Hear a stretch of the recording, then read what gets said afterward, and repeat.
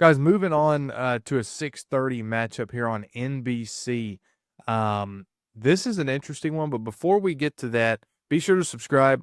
90 some odd percent of you guys are not subscribed, so let's get that number up. We put a lot of hard work into these videos every single week for you guys. So just do that for us. It's free.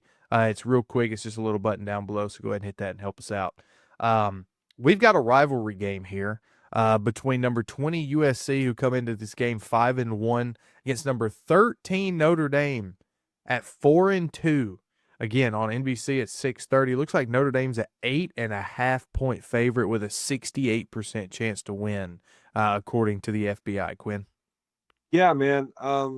Notre Dame is in must-win mode right here. Let's call it what it is. This is the last, I think, frankly, big game left on their schedule. If they can win here, they probably go 10-2, winning out the back end of the schedule, barring some kind of crazy upset. Meanwhile, if you're USC, you got the huge win over Michigan last weekend. Mm-hmm. I did not see that coming. I called that one. Yeah, you did. And now it's your chance to rebound and actually make some noise down the backstretch of this Big Ten schedule, which is kind of favorable for you. I remember really only seeing like Nebraska and Oregon and they're like big flashing light games. So for both of these teams, in terms of being a playoff caliber team, this is a must-win game. But more so, I'd say for Notre Dame, because with USC, you can afford 2 losses and still be safe. Notre Dame can't afford 3 losses and be safe, especially when the 3 losses are to the 3 best teams on your schedule. Mm-hmm. That being said, I'm thinking Notre Dame to win this game. Notre Dame's at home, and their only 2 losses are to number 2 Miami by 3 points on the road, and number 4 Texas A&M by a point at home. They were in both games. Both of these teams are proving to be really, really good football teams. Notre Dame, since that loss, is proving to be a really, really good football team.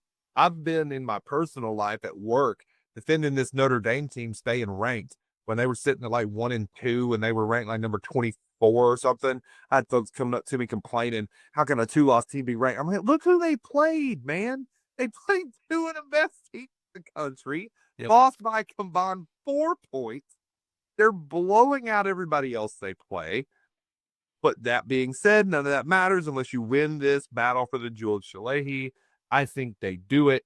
I like Notre Dame in this game. I think they actually probably cover, to be completely honest with you. I don't trust Lincoln Riley USC in big moment games yet. I don't.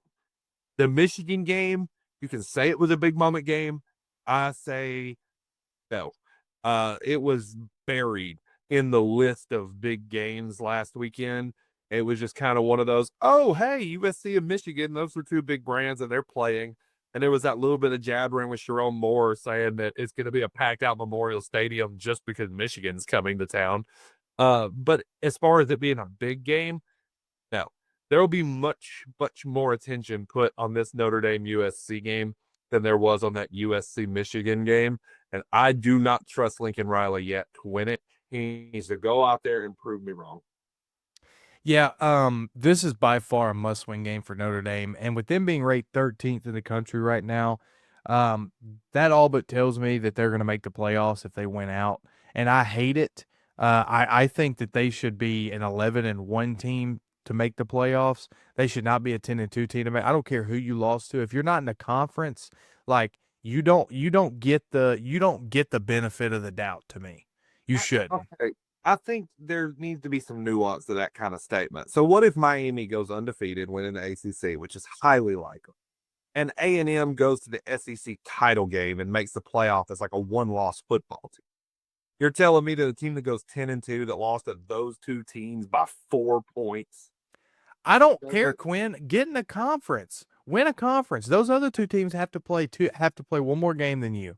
And they have an opportunity to lose in one more game than you did. I think that they should join a conference, and until they do, um 11-1, and that's it. But that's a whole nother video because I just feel like they're taking a spot at that point. Now, um I was all over the USC game last week because Michigan they're just not a very good football team this year. They're very young, and that's something that, when you are at Lincoln Riley and a USC, you want to catch these bigger brands like a Michigan when they're young and when they're kind of on the downward spiral, and not necessarily a downward spiral. They're just on a down year this year.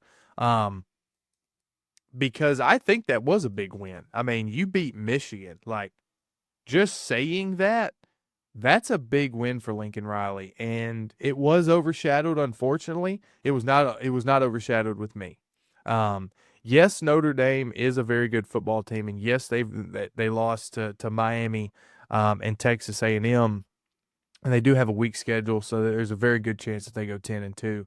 Um, I would bring up travel in this game, but this is a rivalry game, so this happens all the time. So it's nothing for USC anymore, or Notre Dame for that matter, to travel the length of the country for this game. Both teams are going to get up for it. The over-under is 62.5, by the way. Dadgummit, dude. I want to go USC. My heart's telling me USC here because of what I've seen so far this year from them. But my mind is saying Notre Dame because they're at home, their backs against the wall. They have to win this game. And quite frankly, we haven't even seen Notre Dame play a team worth watching since their 2 losses. So I haven't seen much of Notre Dame since the 2 losses.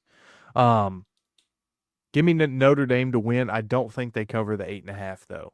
I think it's a very tight football game here, and again, this is another one of those games where I'm feeling an upset possible here. I'm feeling a USC win possible, and if it happens, I'm going to be kicking myself because I did not follow my heart in picking USC.